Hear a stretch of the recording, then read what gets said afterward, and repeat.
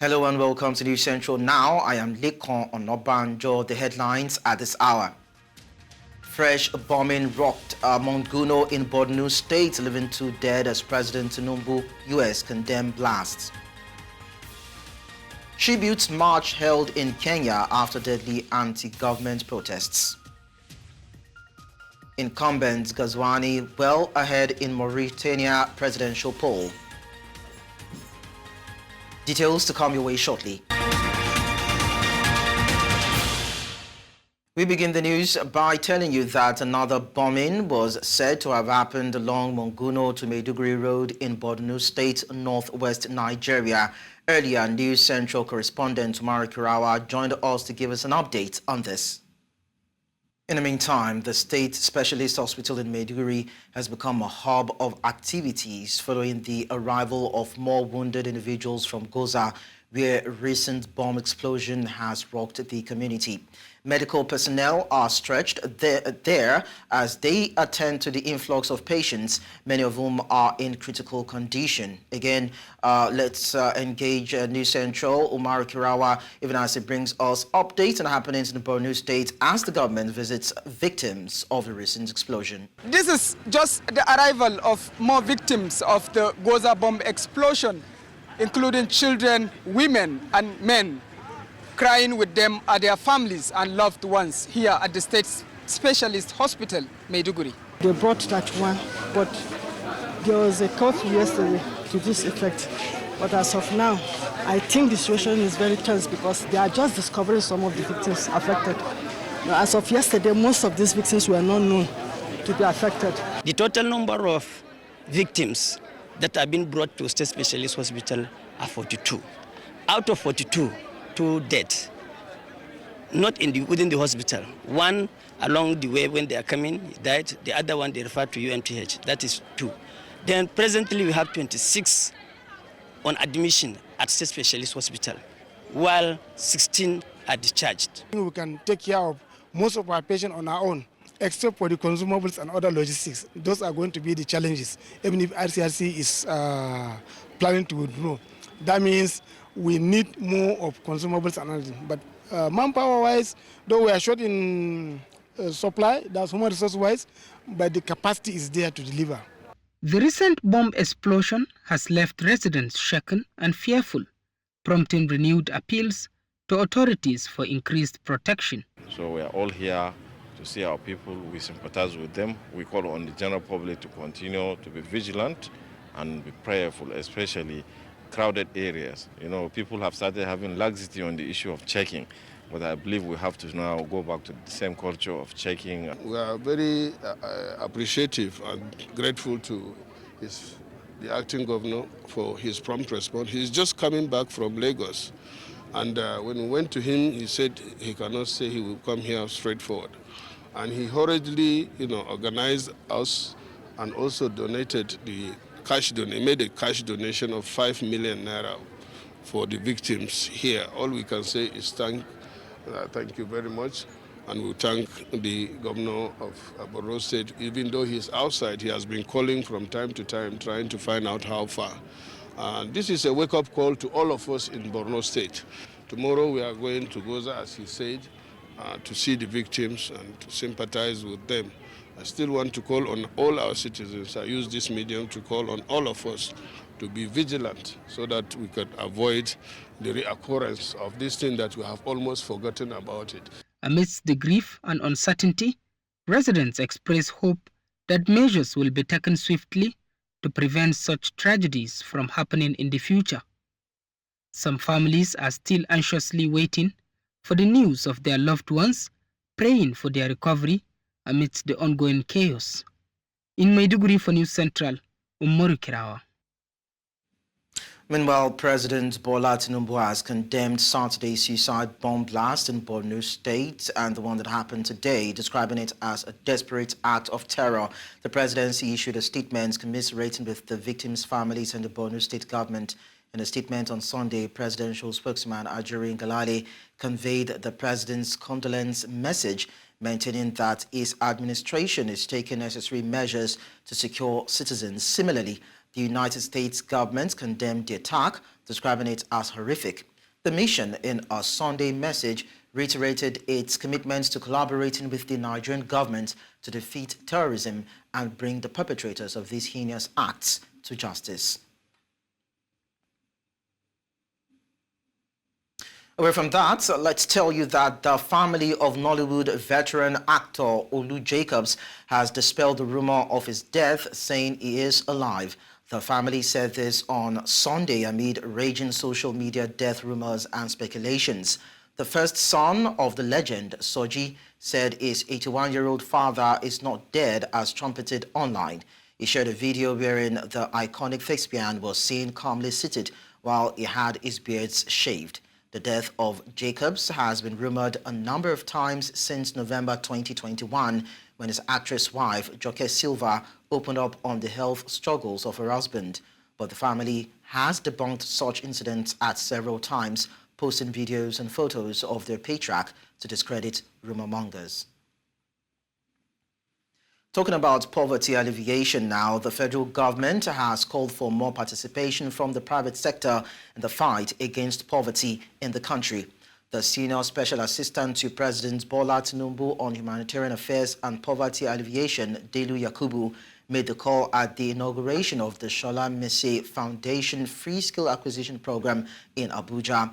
Yakubu, who represented the president at the event, urged the private sector to join forces with the federal government to tackle poverty and related issues. The presidential aide emphasized the importance of collaboration, stating that it is important in a way that it will be a plus to the government and that the government will be able to handle such things if there is enough collaborative efforts in place. Now, joining us on the news is Akin Faton, an economy analyst. Akin Faton, thank you so much for joining us on the news.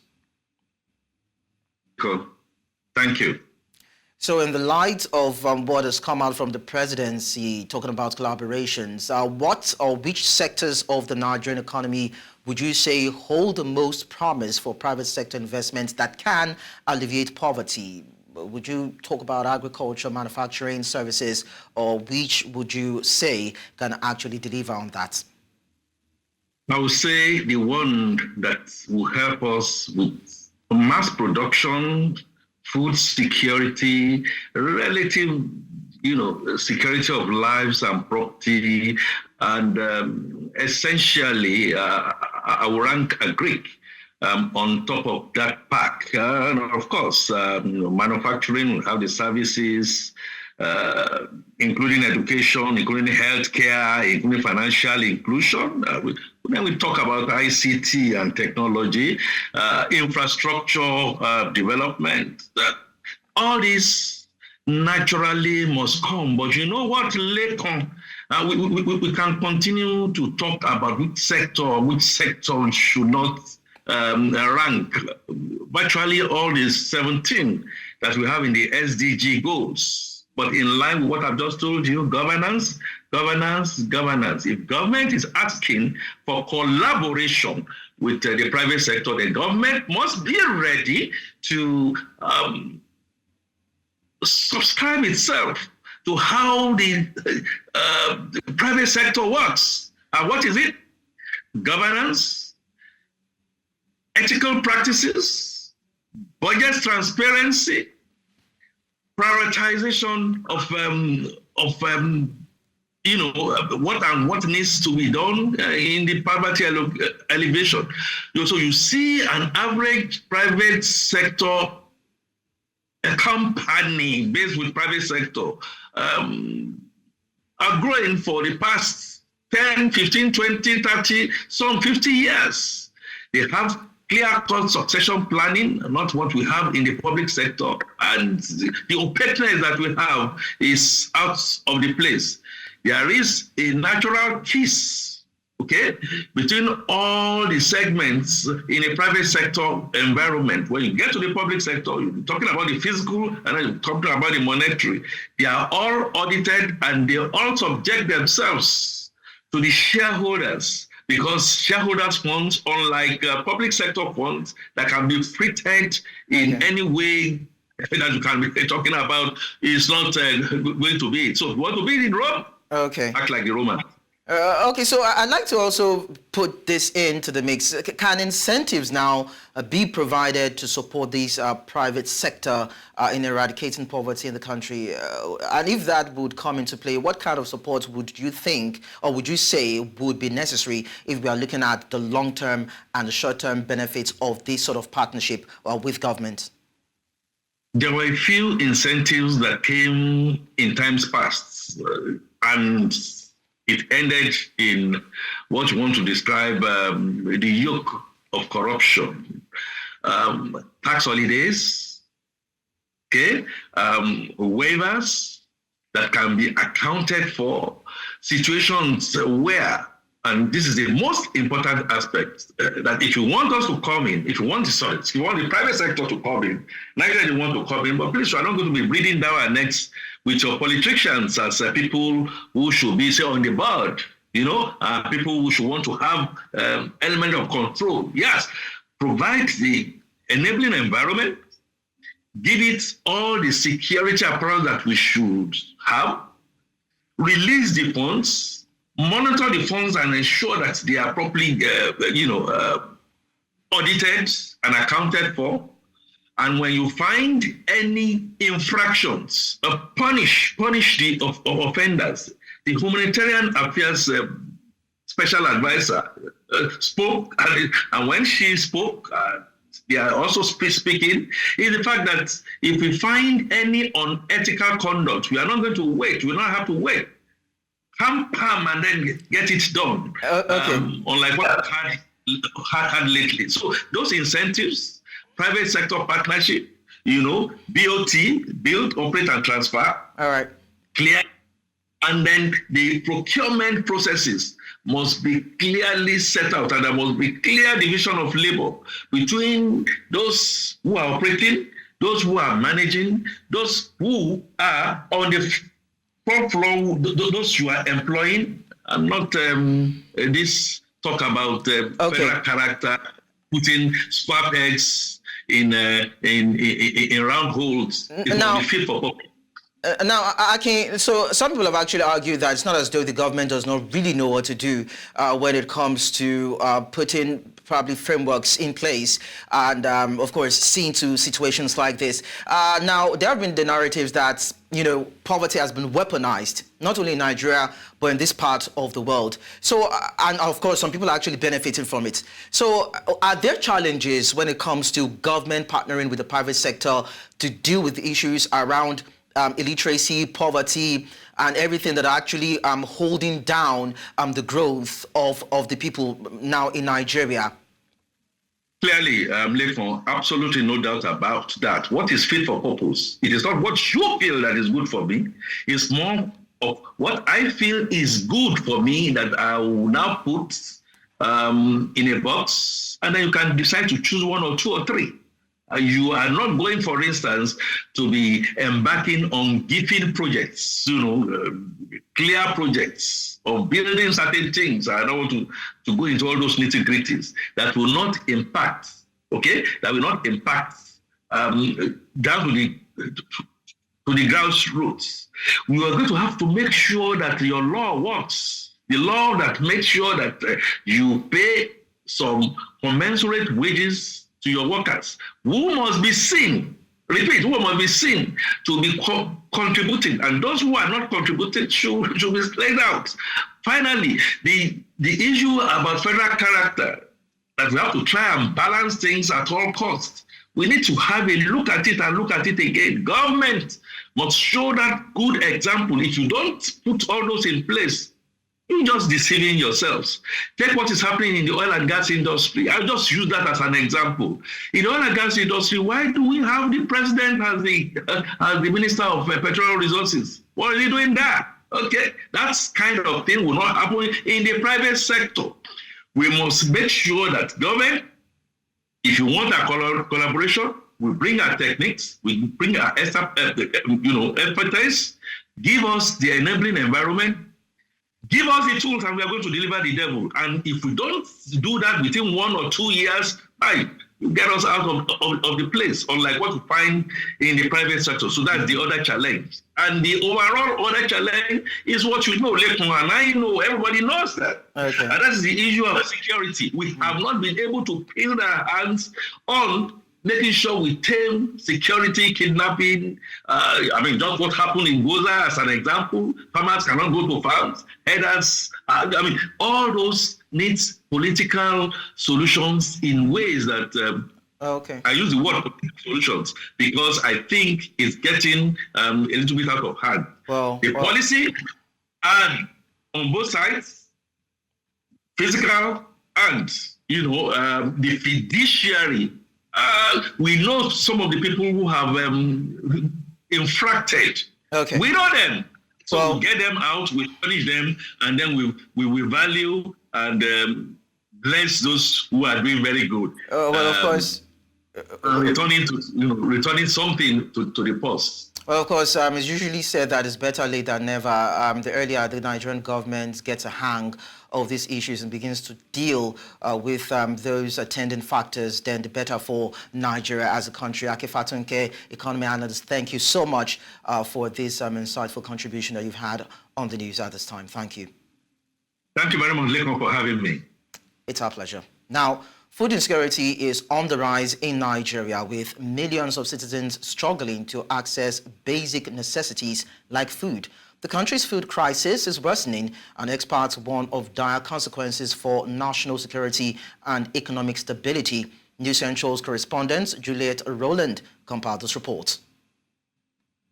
Nigeria is facing a severe food crisis, with over 20 million people lacking access to sufficient food. The country's food insecurity rate has risen by 30% in the past year alone, with some states experiencing rates as high as 50%. I went to buy bread and the woman just came in. The woman requested for what? Garri and sugar.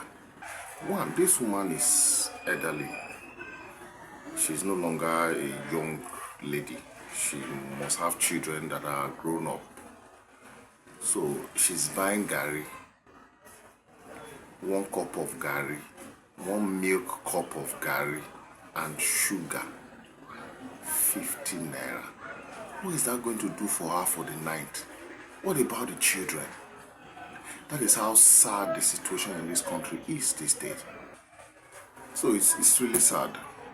I don't know how best to advise the government to make the price stable. But as it is right now, they just need to make food available. The crisis is attributed to a combination of factors, including conflicts, climate change, poverty, and poor agricultural practices. The consequences will be severe, with food insecurity fueling social unrest, crime and terrorism, while also exacerbating malnutrition, stunting and mortality rates among children. There's climate change that the entire world is dealing with. And this is not peculiar to Nigeria. There's climate change in the world, there's flooding, there's, farmers are not able to produce at optimal levels anymore. At the same time, Nigeria is now being faced with the issue of conflict. Our farmers are being displaced from their farms. So what do you expect from that scenario? Low productivity in the country. Experts recommend a multifaceted approach to address the crisis, including increased investment in agriculture, conflict resolution, social protection programs, and climate resilience initiative. The government must also address corruption and inefficiencies in the agricultural sector to ensure food security for all Nigerians. Farmers need to be able to access quality inputs. Secondly, they need access to the right advice. The third cardinal point is access to markets. And then fourthly, the farmers need access to credit. The government needs to step in and provide all the support that the farmers need at this time. Nigeria's food insecurity crisis requires immediate attention and action. The government, private sector, and international community must work together to address the root causes of the crisis and ensure food security for all Nigerians. News Central Now will continue after the short timeout. To stay with us. Many thanks for being there. Widowhood is a profound loneliness that follows the death of a spouse, bringing immense pain and vulnerability. In this special report, News Central's Chinwe x-rays the life of a widow in an Igbo community, revealing the challenges and resilience she faces. The peaceful Avonkwibeko community lives Favor Onyemobi, a resilient widow. She shares her mother's two-bedroom mud house built by her late husband with her only daughter, Ruth. As Ruth tackles her National Examination Council tests after completing the West African Examination Council tests, they both face the struggles of life without their beloved husband and father. 9 years have passed since his death, and each day has been a testament to their enduring strength and hope for a brighter future. One way or the other, we are eating. Mom Nangakwask. Don't you mean so? And I'm Mario Hig. Life wasn't easy for the both of us. Since my daddy died, I was 6 years and in the year 2015. I'm hoping on God. Madam Favor, as she is fondly called, struggles to make ends meet, juggling multiple jobs to support her daughter's education and her own health. She rents farmland to cultivate crops, gathers firewood from the forest, and sells roasted groundnuts and corn as a side hustle. By 10 a.m. on this day, she had already returned from the forest with a bundle of firewood, finding the TV crew awaiting her arrival. Despite being in her mid-40s, she looks older, worn down by the relentless stress of providing for her family. Making ends meet is a Herculean task she faces every day. This woman, for the dear, so when you do not put on a phone, or not one again, no. So Potokoyambo for the Sialequa, Daddy, the quite problem with him, move for the as I'm going to send the RAM account number.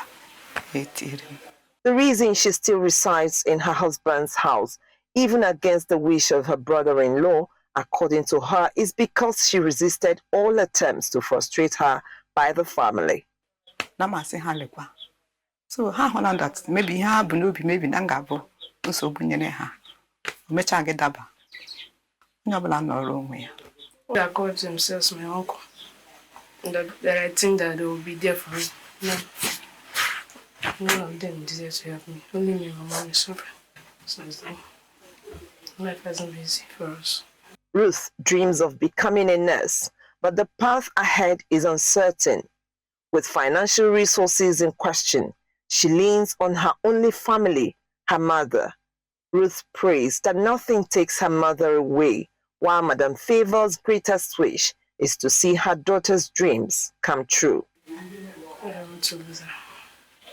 I want her to be on the beside me all my days. I want her to eat the fruits of her labor, all that she has suffered. So my hope kahayere makako wike basku mobro na result I pray agadimma ga ekwacha no go agadimma. For now, her only hope of sponsorship for her daughter's education is her farming and petty trading, which are inadequate with the current economic situation. The farmland is located in the valley, with erosion digging deeper on their only route. Yet, they effortlessly descend and ascend this hill at least once daily. The story of Madam Felicia here represents the story of majority of the widows in our clime. Periodically, government gives out handouts to these widows to show love and acceptance, but then they require much more from the society than mere handouts. In Faton Central, Chinwe Ugele. Similarly, about 100 widows and less privileged residents of the Akpo Dutse community in the Federal Capital Territory, Abuja, have received palliative intervention as part of efforts to reduce the hardship being experienced by citizens. This was by the Shola Mercy Foundation during the opening of its Skill Acquisition Center in the community and commencement of its Widows Empowerment Initiative. Amadin Uyi reports. It was the empowerment of about 100 widows from the producer community in Abuja as part of efforts to reduce the hardship being experienced by citizens. This initiative is aimed at empowering individuals who lack the financial means to learn valuable skills and providing a lifeline to the underprivileged widows who need economic support to rebuild their lives. The event also saw the unveiling of a skill acquisition center and the commencement of a widows outreach program by the Shola Mercy Foundation. Many in attendance say it will help reach out to those in need and called on residents of the community to support the empowerment initiative. We appeal to the people of Apodosi community as their pilot community to fully support this initiative as we embark on the mutual beneficial journey together. The skill acquisition center that we're going to unveil today would reach out to persons in need. Reach out to persons that really deserving of this training so they can have their financial stability and also they can also be resilient on their own. It's a plus to the government taking back the on the school out of school children, persons with special needs, widows, and so many. I think Almajiris too. I think it's a plus to the government, and the government will always appreciate foundations like this. They expressed optimism that the initiative will transform the lives of beneficiaries. Through our partnership, a lot of lives will be impacted, and so we will collaborate well with this and see how far it will go. So this is a laudable activity. Like I said before, in terms of the Nigerian situation today, we want the government, we want private individuals to be able to partner and do greater things. Graduating from here, having the starter pack, they will be on their feet and they will open their own businesses. And from there, they will also employ. So they will now be empowered. So this is a great empowerment initiative. Gestures like this can go a long way to save Nigerians and then put our country in the right path. Like we always say nowadays, what God cannot do does not exist. So we actually believe that it's going to help the country, not just as per humanitarian service, but it's going to reduce crime rate in our society. The Shola Mercy Foundation says that it hopes to scale up its humanitarian intervention program to less privileged Nigerians across all states of the country. In Abuja for News Central, I am Amadin Uyi. Let's now tell you that the National Agency for Food and Drug Administration and Control has applauded President Bola Tinubu for signing an executive order to eliminate tariffs, excise duties, and value-added tax on imported pharmaceutical inputs. The Director General of NAFDAC, Mojisola Adeyeye, in a statement, said the executive order sets the stage for a sustainable and high-quality healthcare system for all Nigerians. Adeyeye said the executive order would ensure drug and health security in the country, adding that it would boost local pharmaceutical production. Last Friday, Tinubu signed an executive order to introduce zero tariffs, excise duties, and value-added tax on imported pharmaceutical inputs. The NAFDAC DG said the executive order is geared towards transforming Nigeria's health sector by boosting local production, reducing costs, and promoting investments. Joining us on the news is Dr. Matthew Oko, a public health practitioner, to share his thoughts on this. Dr. Oko, thank you so much for joining us on the news. Thank you for having me. Okay, beautiful. We can hear you now. Now, how significant... All right, good. How significant is President Bola Tinubu's executive order in eliminating tariffs, excise duties, and VAT on imported pharmaceutical inputs for Nigeria's healthcare system? Well, this is a very, it can be described as something that is, that is coming. That should have happened sooner than it is happening at this point. I recall that the issue of expanding the health system value chain started from October 2023, and it is good to know that the the president finally signed this this executive order last Friday, and I mean, is a step in the right direction, at least from the point of view of principle and theory. And it's a good step in the direction that we're expecting. So we'll wait to see how the implementation happens. Yeah. So talking about health security now, what impact do you think this will have for the sector? Okay, so as you know, I mean, the cost of health commodities has been on the rise. In fact, it has increased more than fivefold in recent months, and then we expect to see a downward trend. The only question will be when we begin to see this impact, because this will take some time. It takes some planning to execute, and knowing how things happen in this country, especially given the fact that this is a multi-sectoral, it's going to involve a multi-sectoral approach, involving the Minister of Health, Minister of Finance, the Minister of Trade, Industry and Investment, given the penchant for rivalry that we have seen in times past with government agencies in Nigeria. We wait to see how this is implemented, because there are several questions that we need that we need to answer, as in who is going to be driving this process, who will have the authority to make a statement that will get everybody moving across these different ministries,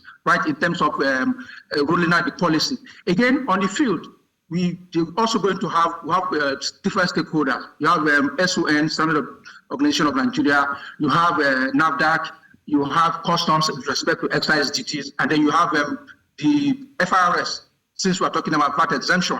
So I think implementation is something that that the government and its agencies will need to sit down and think at properly in order to get this, for the masses to enjoy the benefit of this executive order that has just been signed. We are looking forward to seeing a downward trend in the cost of medical supplies. So, but implementation is what we will need to begin to think about and see how it will roll out. But whether it bring down costs, of course, it definitely will bring down costs. We are only looking at what time will this fizzle down to the common man on the streets.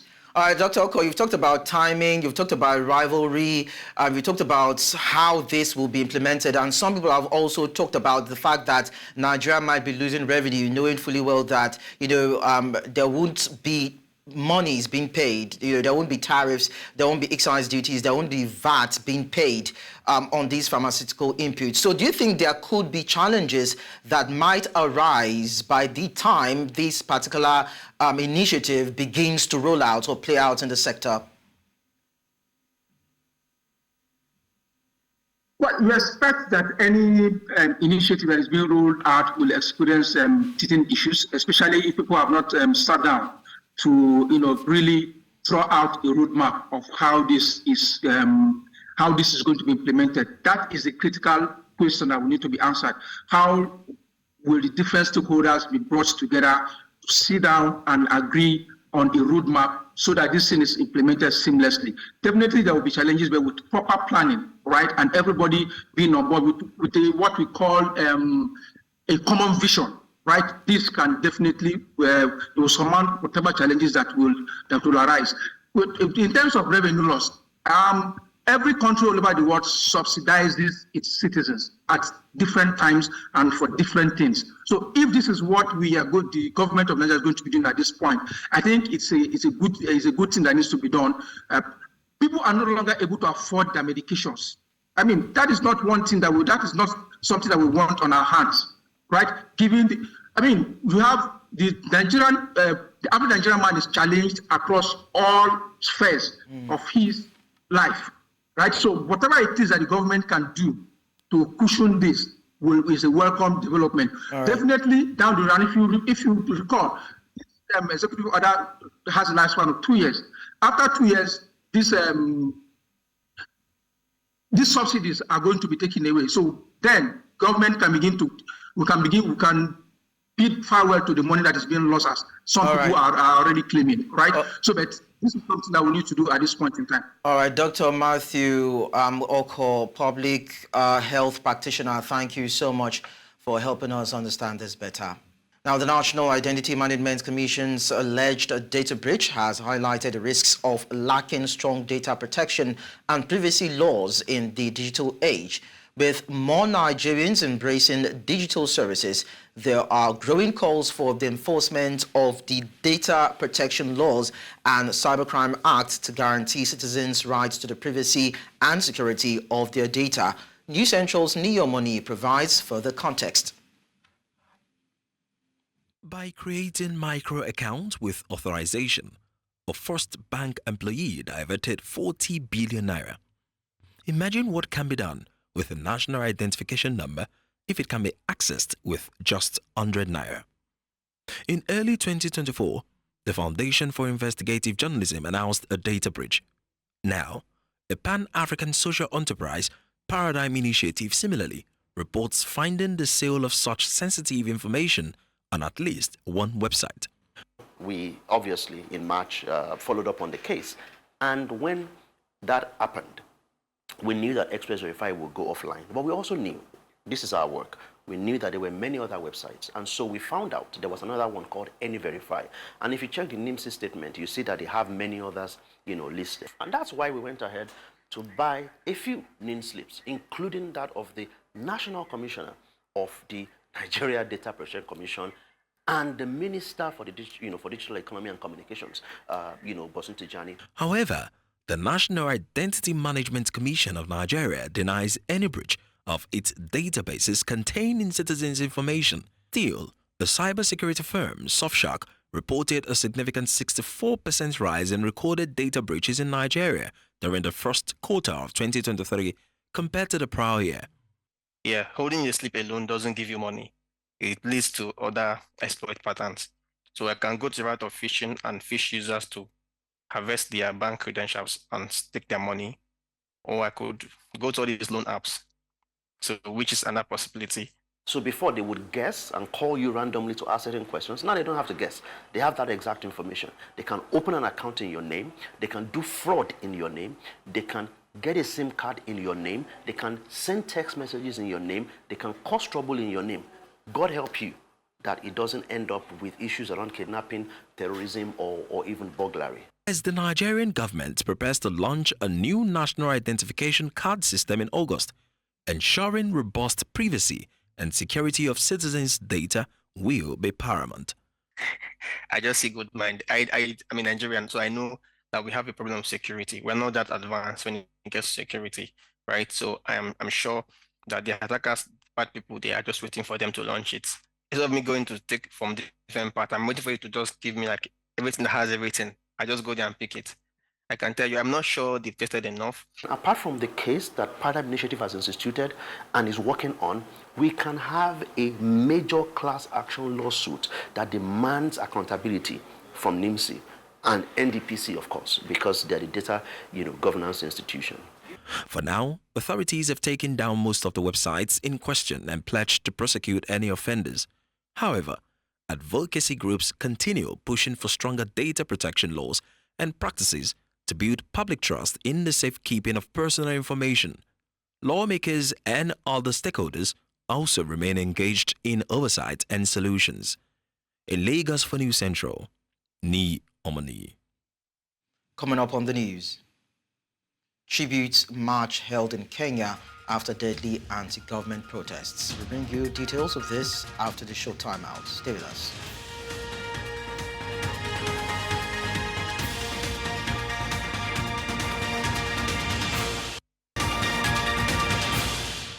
We take you straight to East Africa, where hundreds of people marched in the Kenyan capital, Nairobi, on Sunday in tribute to those who died in anti-government demonstrations this week. According to NGOs, at least 30 people died in protests driven by a government drive to substantially raise taxes in the East African country, although the government has not given any official toll. The largely peaceful rallies turned violent last Tuesday when lawmakers passed the deeply unpopular tax increases following pressure from the International Monetary Fund. Police opened fire on protesters who stormed the Parliament complex and a fire broke out. The clashes were unprecedented in the history of the country since its independence from Britain in 1963. People are dying on our streets and we don't like it. And we want road to go. We lost a lot of comrades during the anti-government protest, of which it was finance bill. So we were trying to reject the finance bill. So apparently we had lost a lot of comrades. So we were for candlelighting in the Kenyatta Hospital. To North Africa, Mauritania's Electoral Commission has disclosed that incumbent Mohamed Ould Cheikh Ghazouani was set to win a comfortable majority in the presidential election, with most of the ballots counted. Residents voted on Saturday to choose between 7 candidates vying to lead the sprawling nation, which has largely withstood the tide of jihadism in the region and is set to become a gas producer. With 90% of the votes counted by Sunday afternoon, National Election Commission forecast that former General Ghazouani would garner more than 55% of the votes cast. That would allow him to comfortably see off rival and human rights campaigner Biram Da Abaid, who the electoral umpire predicted would win 22% of the votes.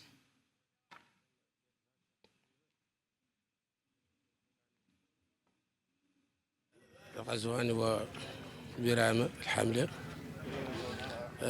وطالبين منهم. It's now time for business news from our business desk.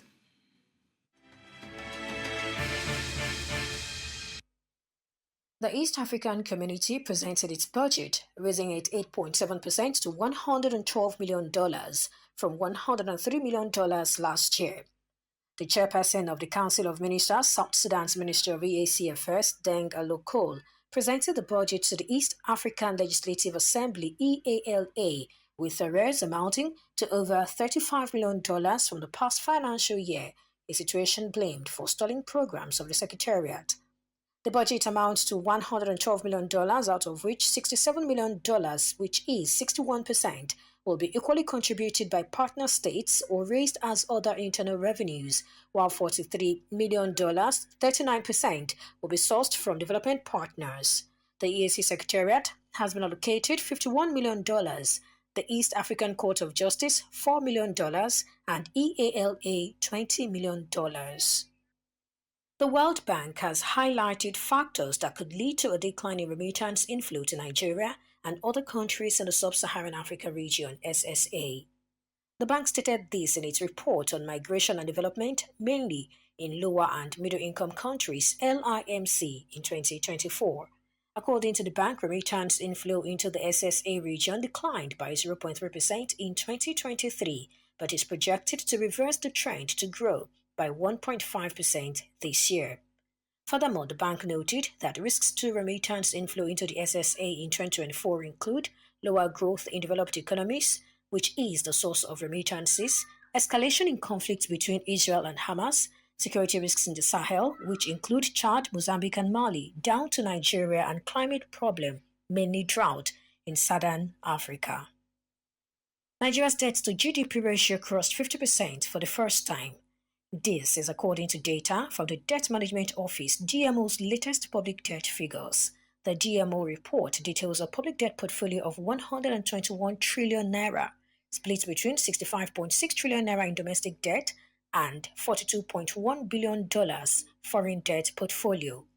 As of December 2023, Nigeria's total GDP stood at 229.9 trillion naira in nominal terms, with a real growth rate of only 2.74%. These figures pushed the debt to GDP ratio above 50%, a significant shift for the nation. Previously, Nigeria viewed its low debt to GDP ratio as a sign of economic resilience, suggesting room for further borrowing. However, the latest figure raises concerns about Nigeria's fiscal sustainability and future borrowing capacity. That's our offering on business news at this time. Thank you for watching. I am Perpetua Fasomi Peter. The news continues shortly. Bye for now. We now join Sports Desk for more updates.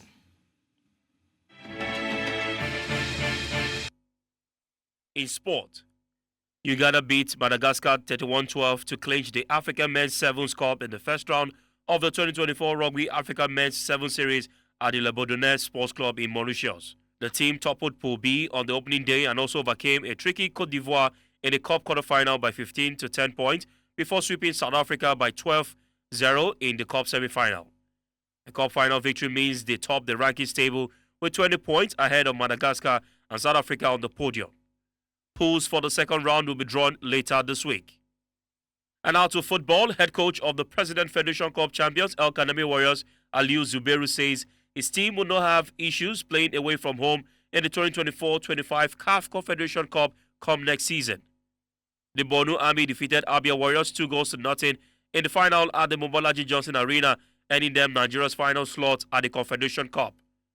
Nasiru Saliu was the hero for the Maiduguri side, scoring in each half to ensure his team win the first title in 32 years.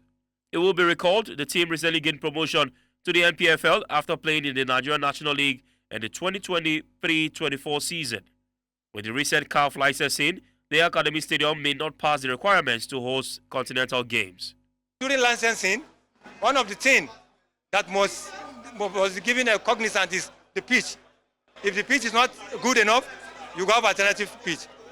We have about 2 or 3 pitches in the north that can be able to accommodate the CAF standard.